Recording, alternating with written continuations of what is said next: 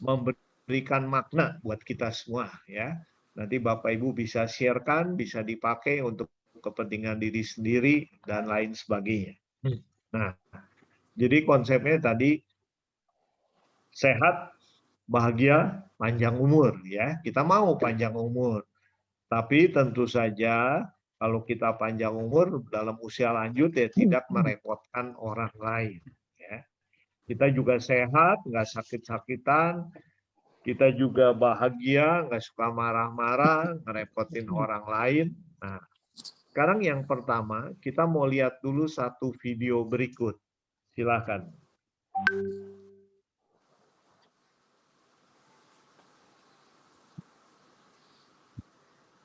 Ketemu dengan dokter gila, saya tanya, apakah benar orang gila itu badannya nggak pernah sakit? Ah, dokternya bilang, Pak, benar Gus, orang gila itu badannya nggak pernah sakit. Buktinya apa? Anda lihat, orang gila, kudanan, yura tau pilek, gitu loh. Mangan sego gosok, watangnya yura tau mules. Bahkan tidur di pinggir jalan nggak pakai selimut, juga nggak pernah masuk angin. Buktinya apa? Nggak ada orang gila minta kerokan, kan nggak ada, Pak. Pertanyaannya adalah kenapa orang gila itu badannya sehat terus? Jawabannya satu, Pak. Karena orang gila itu tidak punya beban pikiran. Nah, makanya kalau Bapak Ibu pengen sehat terus, caranya adalah dadi wong kok dadi wong gendeng mboten, Pak. Dadi orang yang tidak banyak beban pikiran. Makanya saya mencatat orang sakit atau orang punya masalah itu biasanya akarnya ada 4. Yang pertama adalah pola pikir, yang kedua pola makan, yang ketiga pola hidup, dan yang keempat adalah kakean pola. Terima kasih. Nah, ya itu Bapak Ibu. Jadi ternyata orang gila banyak yang sehat. Nah, karena dia nggak punya beban pikiran, ya pikirannya plong. Karena banyak dikatakan juga orang sakit itu sekian persen disebabkan faktor pikiran, ya. Jadi kalau dia stres, beban berat, kerjaan banyak, nah itu yang menyebabkan dia jadi nggak sehat, ya. Jadi muncul penyakit.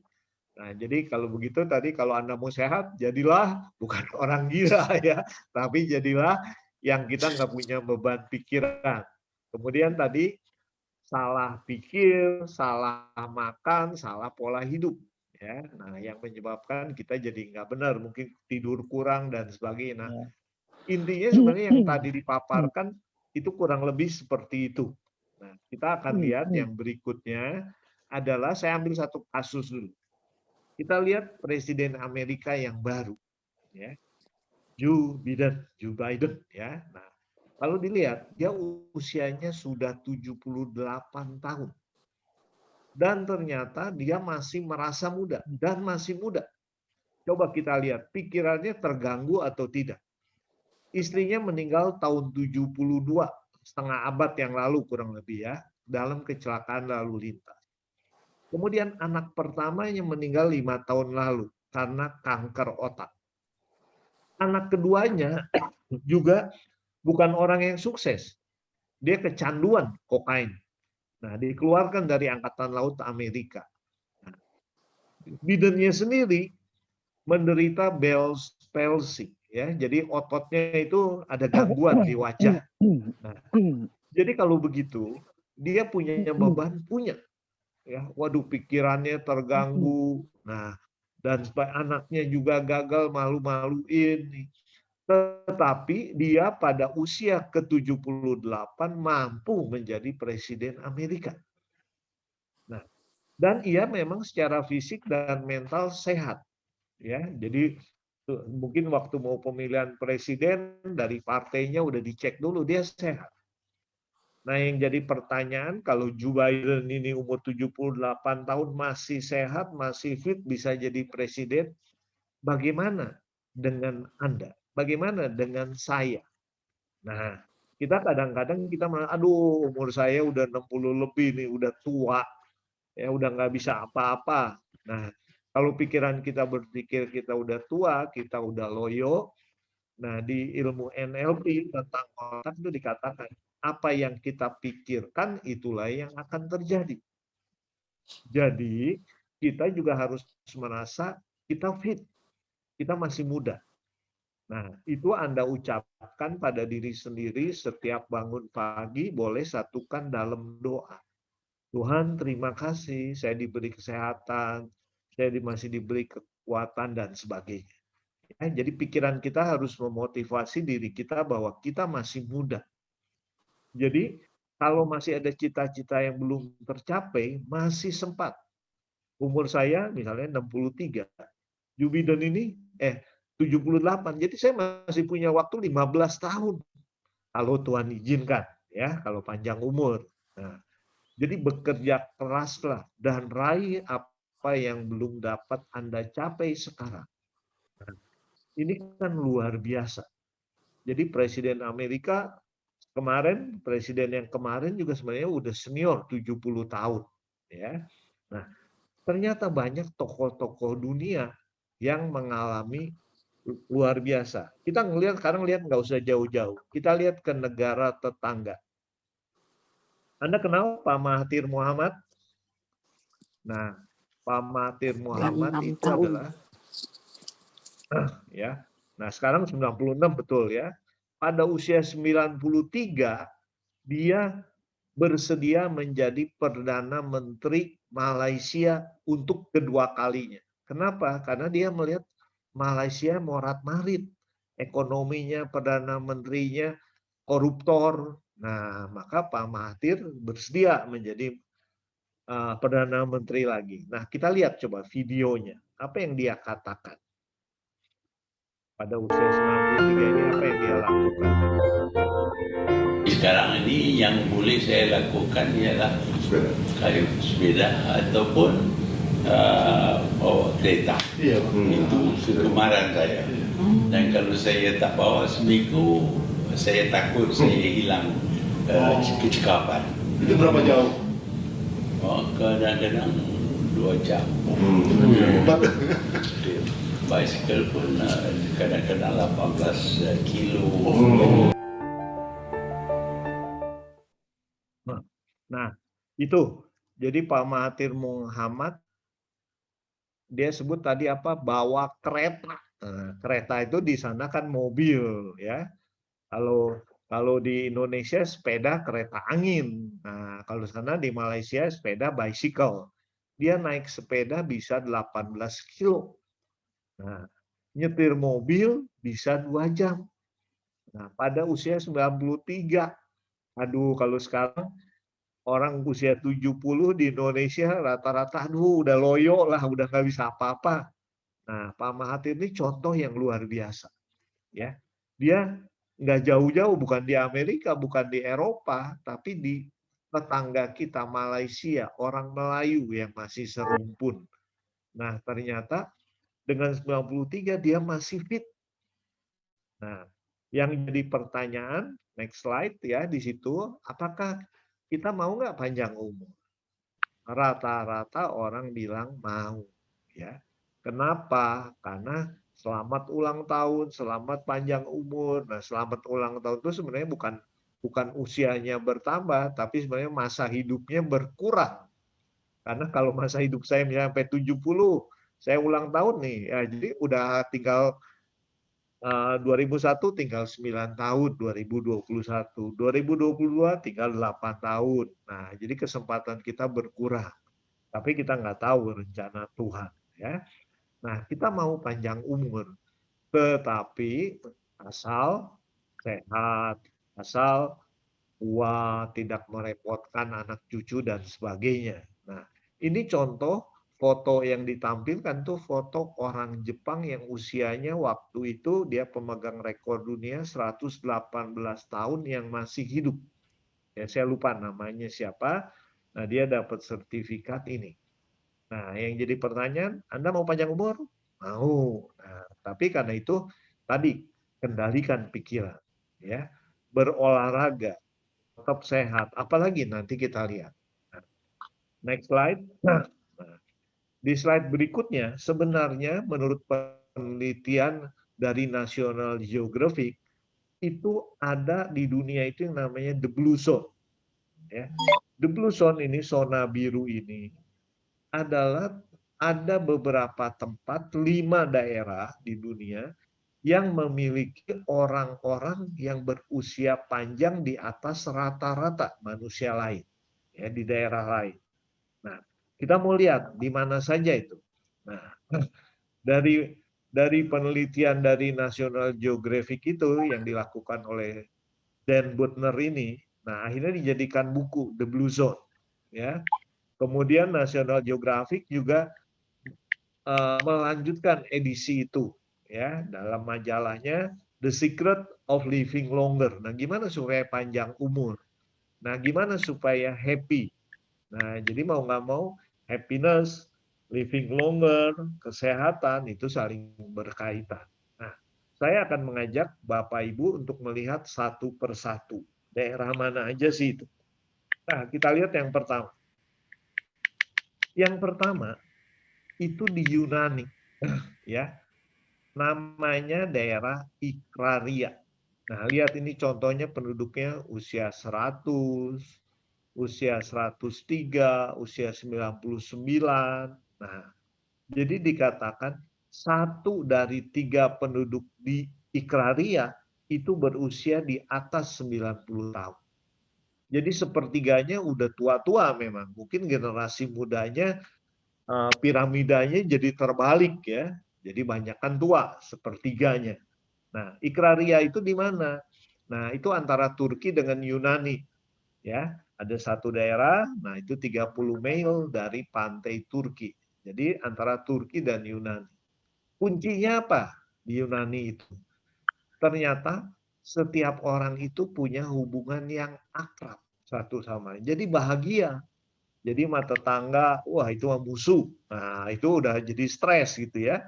Nah, ini jadi keakraban tuh membuat dia happy. Kemudian mereka punya kebiasaan tidur siang. Nah, ternyata istirahat siang dibutuhkan.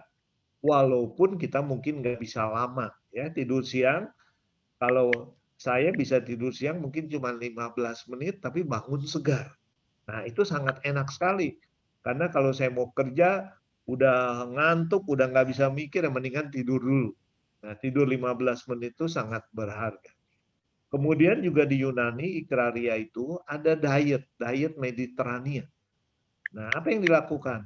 Makan buah, biji-bijian, kacang-kacangan, minyak zaitun, kentang, dan sayuran yang ketat.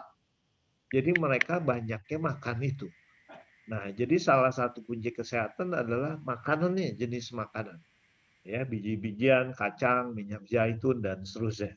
Itu di Ikraria yang pertama, ya Yunan. Nah, kita lihat yang berikutnya. Di next slide ya. Nah, yang berikutnya adalah di Italia, ya, dekat-dekatan juga tetangga, ya. Nah, namanya di daerah Ogliastra di Italia. Nah, Ogliastra itu ada di Pulau Sardinia, ini di yang merah nih, ya. Provinsi tempat tinggal para pria berusia panjang. Jadi di daerah ini yang banyak berumur panjang itu adalah laki-laki. Jadi banyak kakek-kakek di sana. Kakek-kakeknya mungkin masih kuat, masih segar, ya. Nah, kuncinya apa? Kuncinya mereka itu melakukan kegiatan fisik, ya.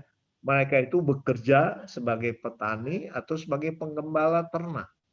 Nah, jadi mau nggak mau mereka jalan, mereka mencangkul dan sebagainya. Nah, itulah salah satu kunci umur panjangnya, fisiknya terlatih. Kedua juga sama, kalau tadi dengan tetangga baik, nah ini juga di dalam keluarga.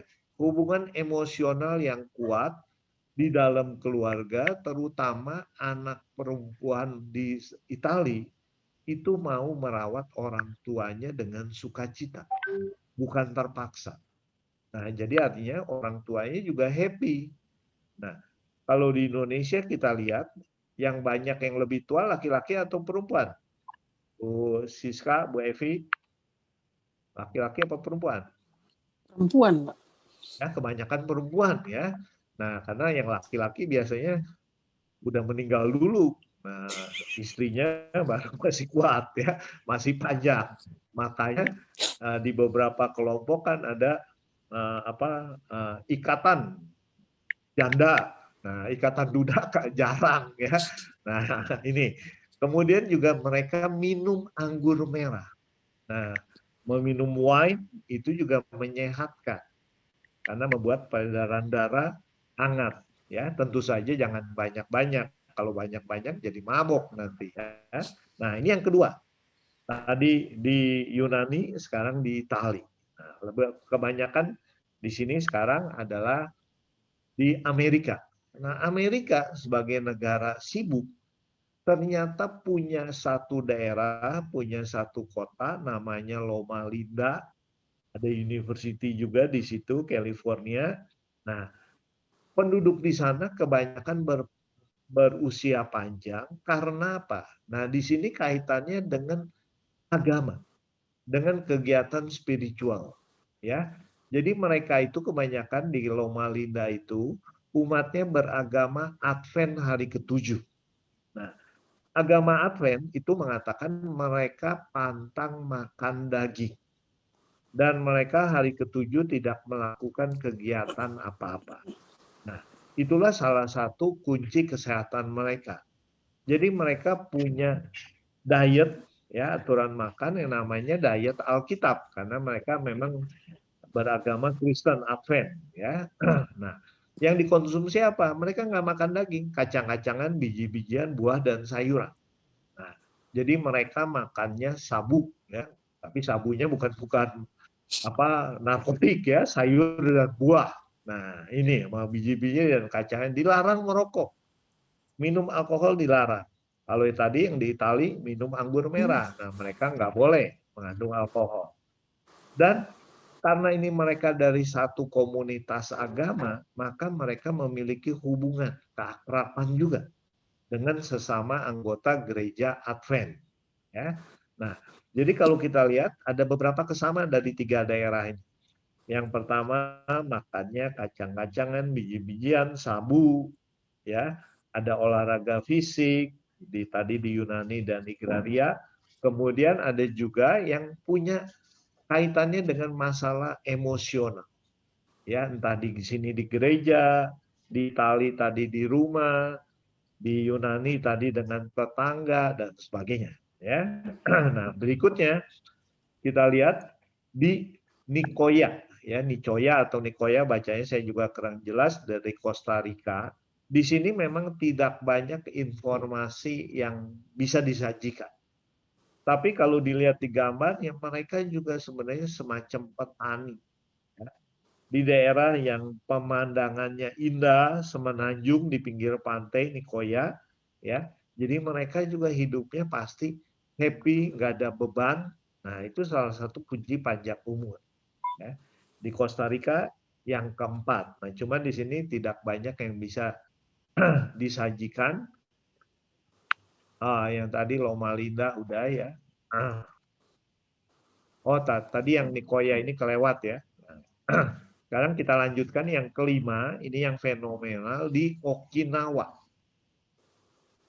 Okinawa di Jepang itu banyak orang usia lanjut. Jadi katanya ada yang berusia 90 tahun masih jadi guru karate. Usia 100 tahun masih jadi nelayan yang ke laut, ya, bawa perahu, tangkap ikan. Dan yang menarik di Okinawa yang berusia lanjut kebanyakan ibu-ibu.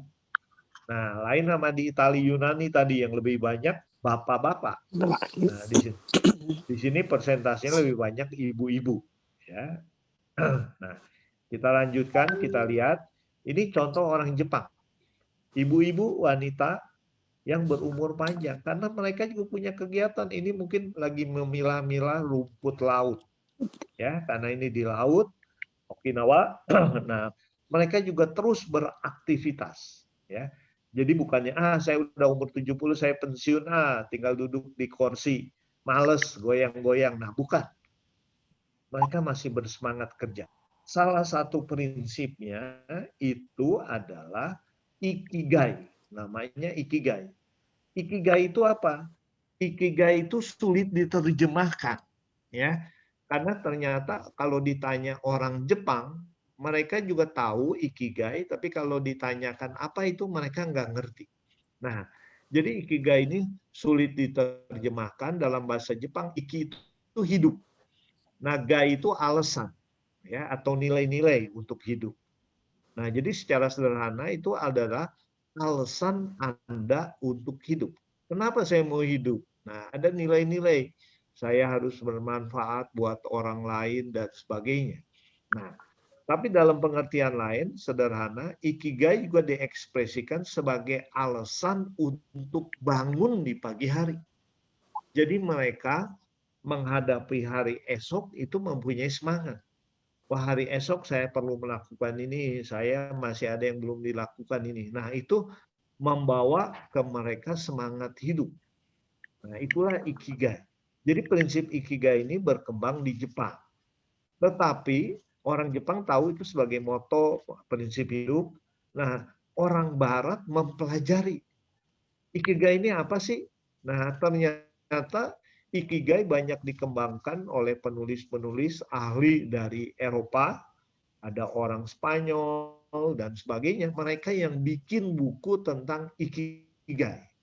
Memang buku ikigai yang pertama ditulis oleh orang Jepang. Nah, ya, tapi yang berikutnya dimasukkan teori-teori manajemen dan sebagainya, ya, sehingga ikigai yang dikenal orang sekarang itu sebenarnya sudah agak berbeda dengan ikigai asli di Jepang, ya. Ada perbedaan, nanti kita lihat di belakangnya. Nah, jadi salah satu konsep ikigai itu Anda lihat ini, kalau dulu mungkin belajar matematik, ingat ya, ada diagram Venn. Nah, ini diagram Venn. Nah, ini kalau kita lihat, ikigai itu suatu konsep Jepang yang berarti a reason for being, ya, alasan untuk kita hidup. Nah, jadi di sini ya sebenarnya kalau di seminar bagaimana kita menemukan ikigai kita masing-masing, saya pernah melakukan itu sekitar setengah tahun yang lalu, ya, di Triguna. Nah, kita bisa mencari ikigai saya apa sih? Nah, yaitu caranya dengan melihat apa yang saya sukai. What you love. Apa yang Anda sukai? Oh, saya suka masak. Saya suka melayani orang tua. Nah, Anda tuliskan semua. Ya, apa yang Anda sukai, tuliskan. Nah, kemudian juga what the world needs. Apa yang dibutuhkan dunia. Nah, saya masak, orang lain butuh nggak? Oh iya, orang butuh. Nah, sehingga kalau gitu, saya bisa jualan makanan nih, kuliner. Apalagi masa pandemi gini. Nah, ya, jadi saya bisa mengklopkan hobi saya dengan kebutuhan dunia. Nah, yang ketiga juga, what you are good at. Apa sebenarnya saya dihargai orang itu, saya punya keahlian, keterampilan, pengetahuan apa. Oh, misalnya, oh saya merasa saya cukup baik dalam mengajar. Saya merasa saya ahli dalam bernyanyi. Nah, jadi itu keahlian, Anda sukai nggak? Nah, belum tentu keahlian itu Anda sukai. Belum tentu saya hobi nyanyi, dunia menyukai. Nah, ya. Jadi semuanya ini harus berupa irisan. Dan yang keempatnya, ini konsep bukan dari Jepang, ini konsep dari Eropanya, ditambahkan what you can be paid for. Jadi ada nggak orang yang bersedia membayar Anda untuk makanan Anda? Saya hobi masak, hobi. Banyak dunia butuh masak. Saya juga merasa baik, tapi ternyata makanan saya nggak sesuai dengan selera orang Bogor. Ya, artinya orang nggak mau beli makanan saya. Ya, kalau gitu nggak ada gunanya. Nah, jadi ikigai ini di Barat disempurnakan, jadi bukan hanya yang Anda sukai, bukan yang Anda merasa dihargai, bukan yang dunia butuhkan, tapi juga bisa menghasilkan uang nggak? Nah, karena mau nggak mau, jadi konsep Barat ini, apakah itu berguna nggak buat hidup? Ya harus bisa memberikan nilai-nilai ekonomis. Nah, kalau irisan semuanya itu namanya ikigai. Jadi bagaimana kita menemukan ikigai kita, itu yang penting. Jadi kita hidup bahagia, punya uang, ya, bisa berguna buat orang lain. Nah, itu ya. Kalau di Indonesia yang saya pernah kenal, James Gray, ya, salah satu motivator Indonesia dia mengatakan do what you love. Do what you love. Lakukan yang Anda sukai and love what you do. Nah, jadi kita melakukan yang kita sukai. Jadi kita hidupnya nggak stres. Nah, itu sebenarnya sebagian kecil dari ikigai. Ya, jadi ikigai sendiri jadinya ada 4 himpunan besarnya. Nah, di mana itu beririsan itu adalah tempat Anda suka, dibutuhkan orang lain mau bayar Anda, dan Anda juga memang ahli di situ. Nah, itu ikigai. Ya, kita nggak bahas bagaimana menemukan ikigai. Ya, itu nanti di seminar lain. Nah, berikutnya the next. Nah, ya, kita mau lihat panjang umur di Okinawa. Nah, Okinawa itu satu pulau di bagian selatan Jepang. Ya. Wilayah tersebut dijuluki tanah abadi. Karena masyarakatnya panjang umur, memiliki hidup terpanjang tertinggi di dunia. Nah, jadi rekor-rekor orang panjang umur itu ada di Jepang, tepatnya di Okinawa. Nah, bahkan di Okinawa tidak ada kata pensiun. Ya, mereka nggak kenal kata pensiun. Pokoknya konsepnya ikigai. Saya bangun pagi besok buat apa? Nah, ada alasan nggak? Nah, kalau di Indonesia kita kan umur 65, umur 60 udah pensiun. Ya, nah, jadi waduh udah pensiun ngapain nih di rumah?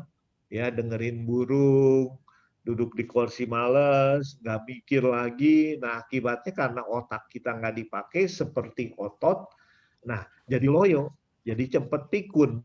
Nah, makanya kita harus tetap melatih. Seperti tadi Pak Mahathir, ya, masih naik sepeda, masih nyetir mobil, itu luar biasa. Di Okinawa tadi ada nelayan tuh 101 tahun yang masih menangkap ikan 3 kali seminggu. Guru karate 102 tahun. Aduh gimana ya ini kakek-kakek udah loyo masih jadi guru karate. Nah, luar biasa. Ya. Nah, jadi kunci panjang umurnya apa? Komunikasi antara campuran. Sebenarnya jadi penelitian dari National Geographic itu di Okinawa ini adalah gen. Jadi memang ada DNA-nya, ya, ada dietnya, ada olahraganya. Nah, jadi ada yang diberikan Tuhan gennya, pola makannya dan pola hidupnya, olahraga. Nah, itu panjang umur di Okinawa. Ya. Berikutnya, kita lihat slide berikutnya. Nah, ini rahasia panjang umur ala ikigai. Ya. Jadi, kalau kita udah ada tadi di irisan keempat himpunan tadi, maka kalau kita mau panjang umur, pertama dietnya konsumsi makanan yang seimbang. Menyerap lebih banyak kalsium. Nah, mungkin tadi saya lihat ada Ibu Arjanti ya, Ibu Arjanti dokter gigi, kira-kira kalsium ini buat apa nih Bu? Buat gigi kan berguna kan? Nah, Bu Arjanti bisa membantu? Atau ada Bapak Ibu yang bergerak dalam bidang kesehatan? Ya, nah Tulang ya? kalsium itu kan Buat tulang gigi. buat gigi, terus apa lagi Bu? Tulang. Ya, nah nanti coba dilihat ya, di situ dianjurkan yang banyak kalsium.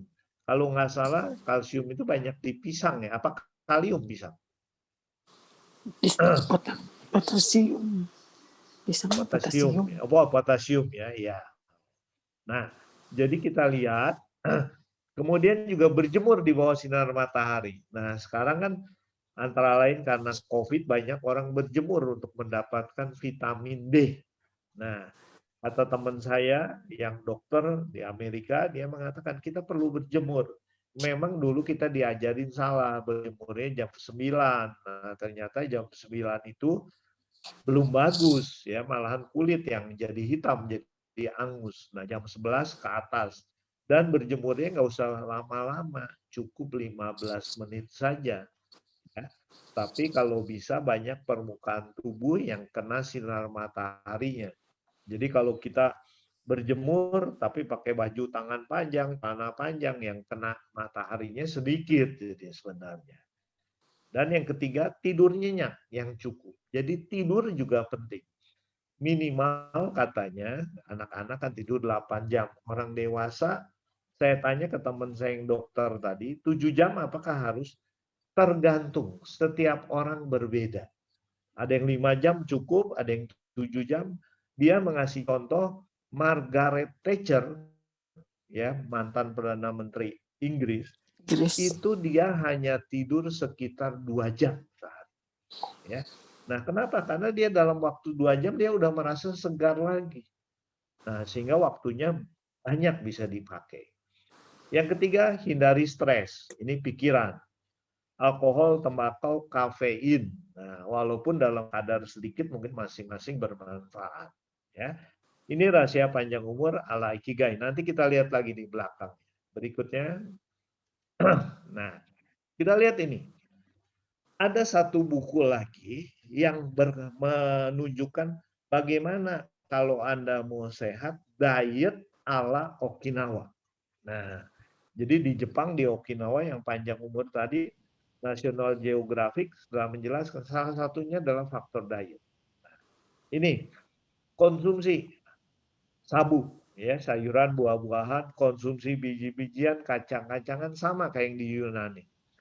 Protein hewani boleh, tapi yang bagus adalah yang dari laut, dari ikan dan seafood. Jadi jangan makan daging sapi atau daging yang lain-lain. Kemudian juga ada prinsipnya hara hachibu. Nah, apa itu hara hachibu? Hara hachibu makan 80% kenyang. Kalau orang Indonesia banyak makan kenyang sekali. Nah, ya full. Nah, bukan. Kita makannya hara hachibu. Jadi stop sebelum kenyang. Jadi ini konsepnya. Jangan mau makan sepuas-puasnya. Jadi Anda masih bisa makan, nambah mungkin setengah piring lagi. Nah, tapi disitulah Anda berhenti. Ya. Keenam, air mineral. Nah, jadi air mineral itu air yang dianggap sehat, mengandung mineral dan sebagainya. Konsumsi teh hijau karena punya antioksidan. Membatasi konsumsi minyak. Ya, jadi nanti makanan juga sebaiknya yang digoreng itu terbatas, direbus, dikukus itu yang lebih baik. Sedikit mengkonsumsi gula, garam, dan penyedap. Nah, padahal di Indonesia kalau misalnya di Jawa ya, Jawa Tengah kan wah makanannya teh manis. Nah, banyak gula. Ya. Mama saya yang kena darah tinggi aja maunya makannya yang asin-asin, yang garam karena nggak pakai garam katanya nggak enak. Nah, ya belum lagi ditambah petsin ya. Nah, ini ya, ini kita perlu hindari ya. Membatasi konsumsi makanan olahan daripada makan makanan olahan termasuk juga minuman jus ya, mendingan makan buah segar. Daripada makan sosis mendingan makan olahan dari daging yang segar. Nah, sekarang kan banyak ayam diolah, daging ayam, daging sapi, bakso, dan sebagainya. Nah, kita coba menghindari hal-hal seperti itu. Nah, dalam konsep diet Okinawa, kita lihat slide berikutnya. Nah, bagaimana memproses yang paling sehat? Itu pertama dikukus, ya, direbus. Nah, kalau digoreng terpaksa boleh sedikit aja, jangan banyak-banyak. Ditumis lebih baik, ya. Dipanggang, nah, masukin ke oven itu juga oke. Tapi dalam pengertian yang lain sebenarnya dengan masuk ke oven, ke microwave itu sebenarnya struktur kadar airnya berubah. Jadi tidak heksagonal. Nah, menyebabkan itu juga nggak bagus. Ya. Nanti di sesi lain kita bisa bahas itu. Nah, berikutnya, the next slide ya. Nah, makanan yang dihindari. Orang Okinawa itu tadi menu makanannya ada. Nah, ini juga sebenarnya sama kayak yang tadi, hindari minuman kadar glikemik indeks tinggi. Nah, GI-nya, nah saya kurang mendalami ini glikemik tinggi itu apa aja gitu ya. Ada hindari minuman bersoda, kita dulu suka minum Fanta, Coca-Cola. Nah, ya, itu hindari. Karena ternyata Coca-Cola juga punya gula berlebih, ya. Hindari makanan olahan tadi, junk food, nah, pemanis, pengawet, penyedap. Nah, jus-jus buah apalagi kalau yang sudah dikemas, ya. Karena pasti ada faktor pengawet dan lain-lain. Nah, berikutnya itu yang tadi hara hachibu, ya, hara hachibu 80% kenyang. Jadi hara hachibu ini bahasa Jepang, sebelum menyantap makanan agar ingat untuk berhenti ketika 80% kenyang, ya. Itu juga dari pepatah Konfusius. Ini pepatah Konfusius yang sudah terkenal di Cina sejak 2500 tahun yang lalu. Nah, tradisi ini diyakini memiliki kontribusi terhadap fenomena panjang umur dan kebugaran orang-orang di Okinawa. Nah, jadi kalau gitu, mari Bapak Ibu, teman-teman sekalian, kita hara hachibu, ya, mulai mengurangi porsi, makannya pelan-pelan. Nah, ini menarik, ya. Saya punya teman orang ibu yang makannya cepat. Wah, kalau makan kita harus cepat. Kenapa? Karena supaya gesit. Ya. Nah, ternyata dia juga baru sadar setelah ikut diet Okinawa ini. Ya, di situ diajarin, kita dulu lagi kecil diajarin, kita harus mengunyah berapa kali? 32 kali kalau nggak salah ya. Nah, mengkonsumsi sayur dan buah, pilih piring yang berukuran kecil. Nah, sehingga kita juga merasa bisa ngambil banyak-banyak. Nah, hindari makan saat terlalu lapar. Jadi ini buat orang yang suka sakit mah juga jangan makan. Nunggu aja lah, saya lagi asik kerja nih. Makannya 3 aja. Nah, itu nggak bagus. Ya, mendingan makan sering sedikit-sedikit. Berikutnya, ya, berikutnya. Nah, ini adalah 10 aturan Ikigai. Ya, 10 aturan Ikigai. Ini ada gambarnya, nanti Bapak Ibu bisa lihat. Saya akan menjelaskan konsep yang di bawahnya. Ya. Jadi yang di sini itu 10 aturan Ikigai. Itu antara lain, coba kita lihat satu-satu dulu ya. Yang ada prinsip nomor 7 Ikigai secara cepat. Pada saat lanjut Stay aktif, don't retire. Nah, jadi kita tetap aktif. Jangan mau pensiun. Karena Ikigai tadi artinya nggak ada pensiun. Take it slow. Apalagi kalau kita udah mulai, saya usia 60, kalau saya naik tangga cepat-cepat berbahaya. Ya, kita take it slow, jalan pelan-pelan. Olahraga pagi mungkin udah bukan waktunya lari-lari lagi, tapi jalan. Ya. Nah, ini ya. Kemudian don't fill your stomach, ya, jangan penuh 80% aja. Nah, surround yourself with good friend. Jadi kalau kita dikelilingi teman yang baik, maka pikiran kita juga tenang. Ya. Nah, dan yang lain-lain termasuk smile ini. Nah, dan yang terakhir lihat, follow your Ikigai. Ikuti Ikigai Anda. Hobi Anda merasa baik di situ, dihargai orang, Anda bisa menghasilkan uang, nah itu Anda jadi happy. Ya. Nah, berikutnya, next slide ya. Nah, kita mau lihat. Jadi dari 5 blue zone tadi, apa sih kesamaannya?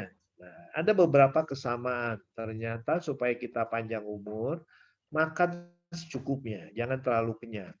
Dan terakhir itu sebelum matahari terbenam. Jadi sore banyak orang anjurkan sekarang makan tuh sore, malam jangan makan lagi. Ya, ada anak saya juga suka makan, tengah malam dia lapar makan lagi. Ya, banyak mengkonsumsi makanan nabati, kacang-kacangan, biji-bijian, sayur-sayuran. Tidur siang itu tadi dianjurkan.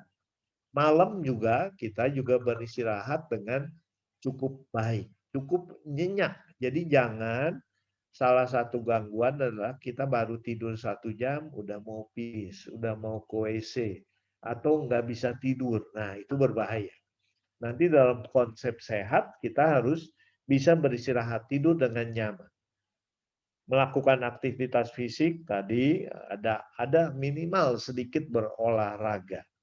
Memiliki tujuan hidup dan ikatan emosional dengan tetangga, dengan komunitas, dengan keluarga, hati gembira.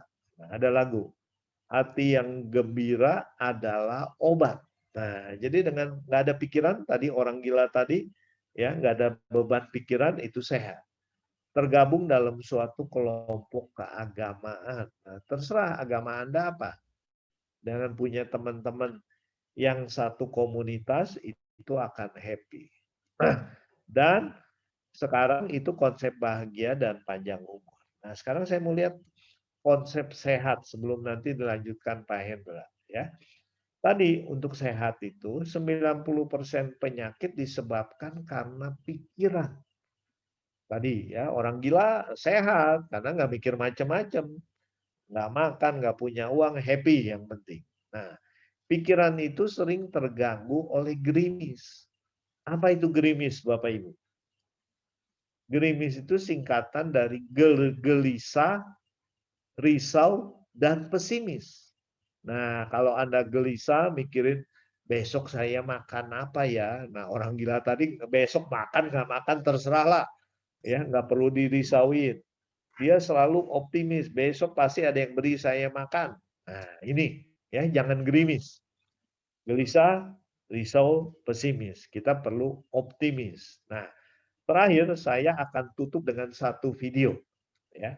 Sebelum dilanjutkan Pak Hendra. Kita lihat videonya, silakan. If you had asked me 3 years ago if I could do this, I would have laughed at you. I'm 73 years old now. And before I started this journey, I had high blood pressure, high cholesterol, acid reflux, and arthritis. There was a time I couldn't even bend down comfortably and sit on the floor. One day, my daughter came to me and said, "Mom, you got a choice. Either you're gonna end up in the hospital needing a lot of care, or you can make yourself better and I'll be there for you all the way."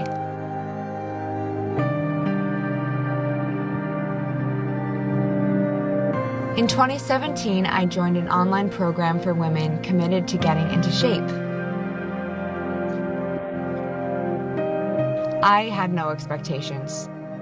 I just wanted to get off my medication and stay out of the hospital. The first year, I lost 45 pounds. The second year, I lost another 10 pounds. I also eat 5 meals a day. I do cardio almost daily for about 20 to 30 minutes. And I meditate in the morning to help control my mindset. Don't ever tell yourself it's too hard, you're too old, it's too late.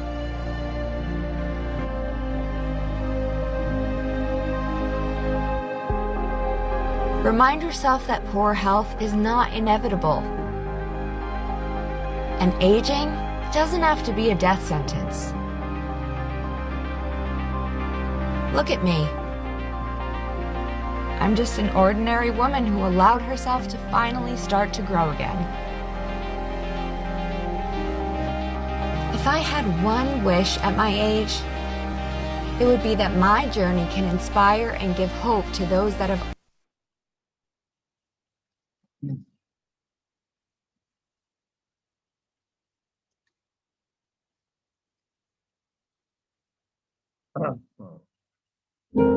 If you had asked me 3 years ago if my journey can inspire and give hope to those that have